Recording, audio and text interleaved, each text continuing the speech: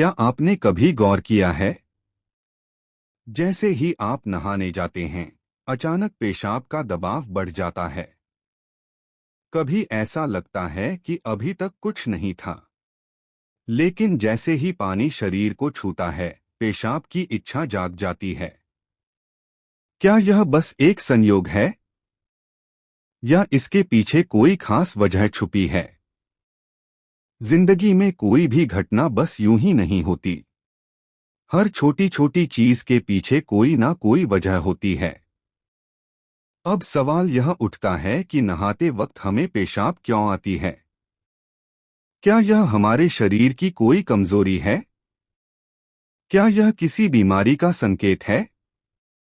या फिर यह दिमाग और शरीर के बीच गहरे रिश्ते की तरफ इशारा करता है? बस सोचो, अगर यह सिर्फ शरीर का एक सामान्य काम होता तो हर कोई इसे इतना गहराई से क्यों महसूस करता? नहाना सिर्फ साफ सफाई का मामला नहीं है। नहाना एक ऐसा प्रक्रिया है जिसमें शरीर, दिमाग और आपकी पूरी चेतना जुड़ी होती है। पानी, जिसे सबसे पवित्र तत्व माना जाता है, सिर्फ आपके शरीर को नहीं धोता बल्कि आपके अंदर जमा थकान, तनाव और दबाव को भी धो देता है। और जैसे जैसे शरीर हल्का हो जाता है, उसका दबाव पेशाब के रूप में बाहर निकलता है। लेकिन यह तो बस सतह की बात है।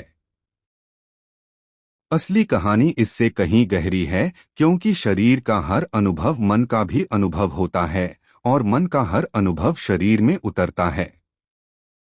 तो जब आप नहाते हैं, यह सिर्फ एक जैविक प्रक्रिया नहीं है।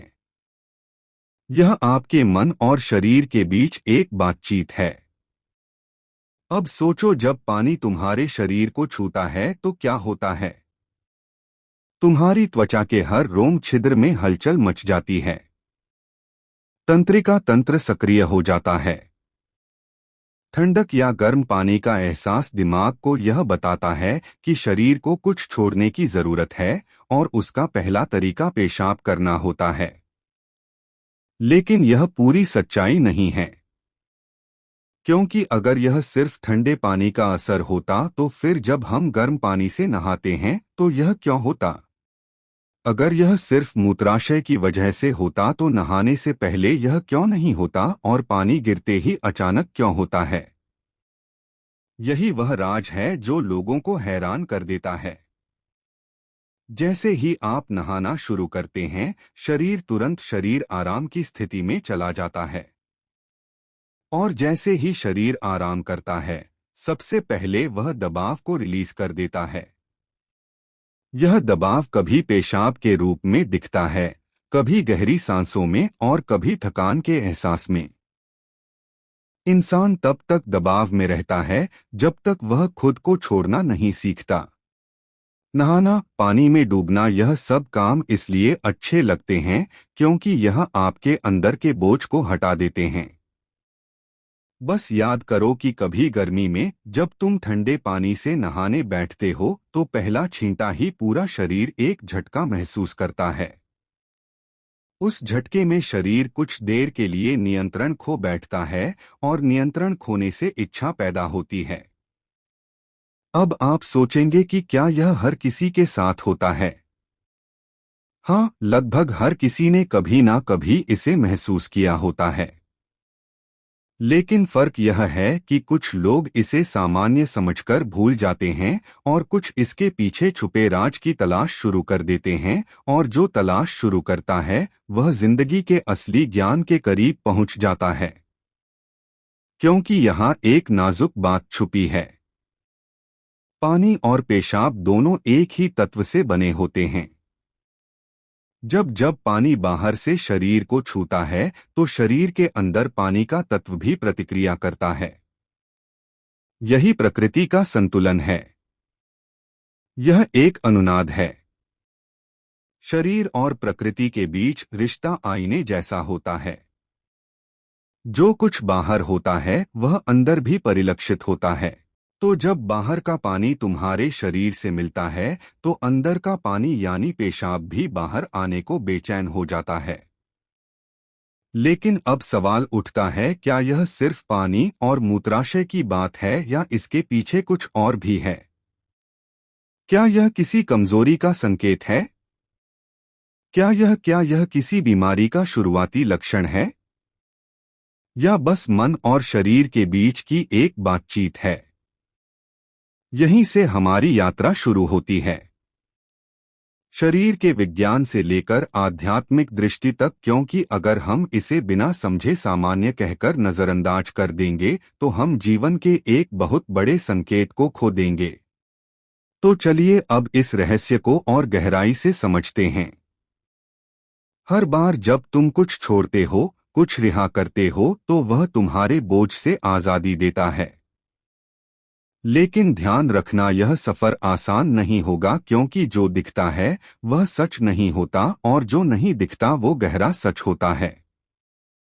लेकिन सवाल यह है कि ऐसा क्यों होता है कि कुछ लोग इसे ज्यादा महसूस करते हैं और कुछ कम। यहाँ मनोविज्ञान की भूमिका आती है। मनोविज्ञान कहता है कि हमारा मन और शरीर गहराई से जुड़े होते हैं। जैसे ही मन आराम करता है, शरीर भी रिलीज होना चाहता है।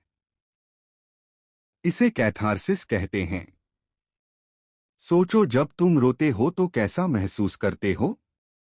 पहले तो भारीपन होता है, लेकिन रोने के बाद हल्कापन महसूस होता है।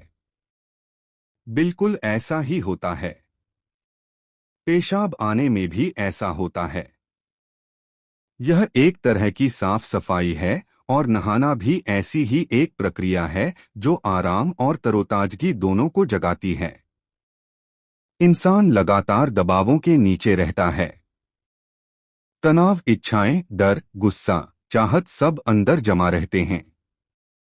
जब आप नहाते हैं तो पानी सिर्फ शरीर को नहीं धोता, यह आपके दबावों को भी पिघलाता है। और जैसे ही दबाव कम होता है, शरीर से छोटे छोटे रिहाई के संकेत पहले निकलते हैं।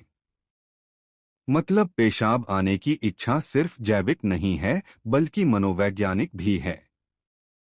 यह इस बात की निशानी है कि जैसे ही आप आराम में, शरीर राहत चाहता है।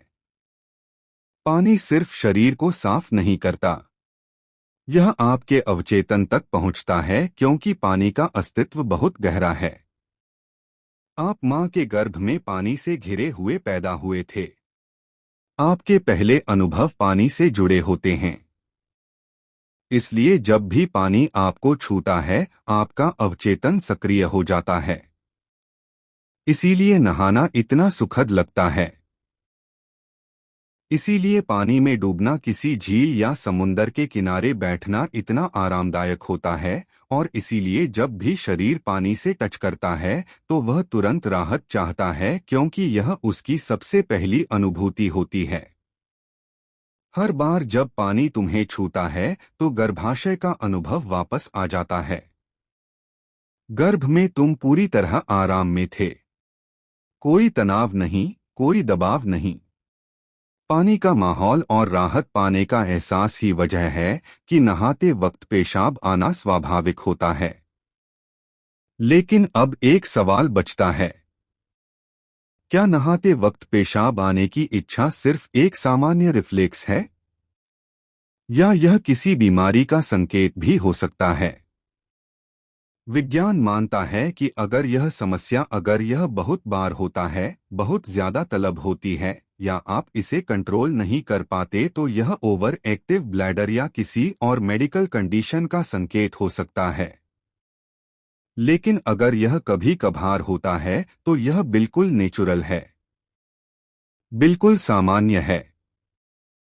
अब सोचो, क्या आपने कभी ध्यान दिया कि ये तलब तभी बढ़ती है जब पानी डाला जाता है?